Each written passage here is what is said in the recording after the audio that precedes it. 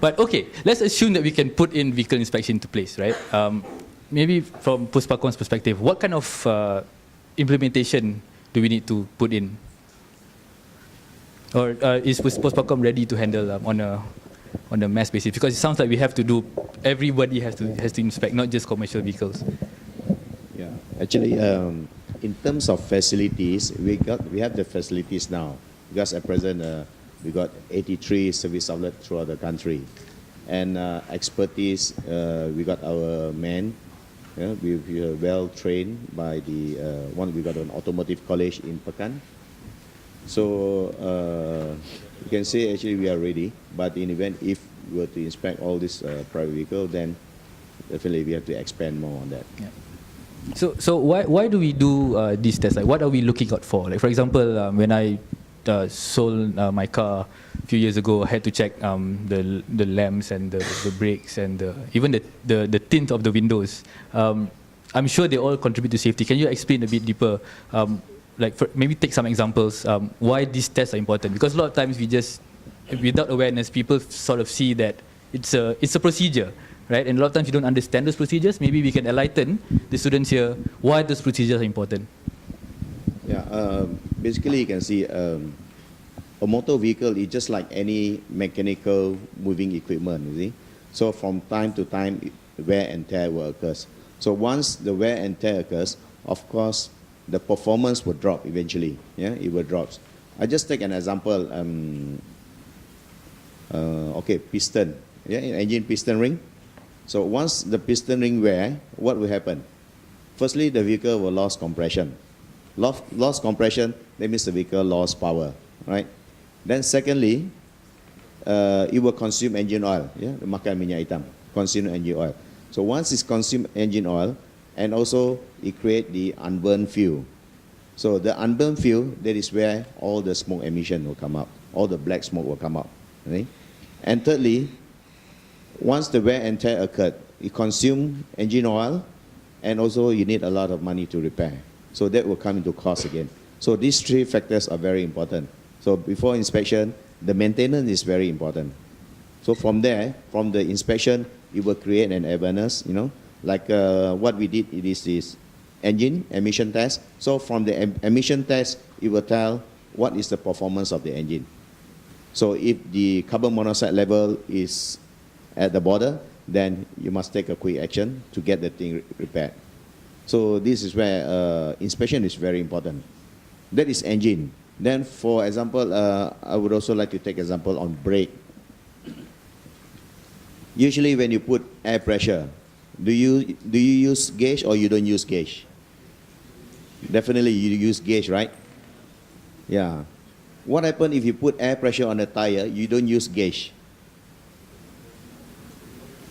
You may be too much or too little. So that will affect the performance of the vehicle. That goes to brake also. Do you measure the performance of your brake? Yeah, you don't have the equipment. So that is why inspection with this computerized equipment is very important, especially on brake and engine and gas analysis. You know? So from the brake inspection, it will determine the braking distance of the vehicle, the efficiency. Every time when we drive a vehicle, you can see when each time you apply brake, the vehicle will stop. But what are the braking distance? You see? And how is the performance of each and individual wheel? We got 4 wheels. Yeah, we don't know. Maybe 2 wheels may be performing good, the other 2 wheels may be bad, right? Or maybe the dynamic imbalance, the performance of the left wheel and the right wheel. So let's say if the dynamic imbalance is poor, so eventually when you apply emergency brake, say at a speed of 100 km/h, if your vehicle pull to the left, so the moment you apply emergency brake, the whole vehicle will pull to the left, it will throw to the left. Even if you can control the steering, but you cannot control the vehicle. So this is why the inspection with equipment, you know, with the computerized equipment is very important to determine the standards, you know, the performance of your brake. So that also goes to engine. Right, that's great, Ato. I think just to add, given that all of us here, all the participants here are engineering students, I think that's a very technical information which is important. There's a very important technical information that you should use, right? Performance of our brakes, especially in Malaysia lah. We drive so close to each other that I think Puspacom has to test and put a double standard so that we brake faster, isn't it? Right? So yeah, this is important, right? Brakes, if it first turns to the left or to the right, then this is where you come in, right? But put it in a layman perspective lah, right? Make sure that people understand that, but brakes are important to test. It's not just make sure your brakes are tight, make sure your car stops at traffic lights, right? So maybe Mr. Madani, you want to add anything? As a conclusion? If you want to start something, it's great too. All right. Yeah. Yeah, okay, so you see, when we do this, I need to bring it back to the policy, because anything we do in Malaysia for the auto industry, we need to bring it back to the policy, and the policy itself has got to be a comprehensive policy, and it has got to include the elements of safety, the elements of comfort, and the elements of security as well as environment. So today we are talking about safety.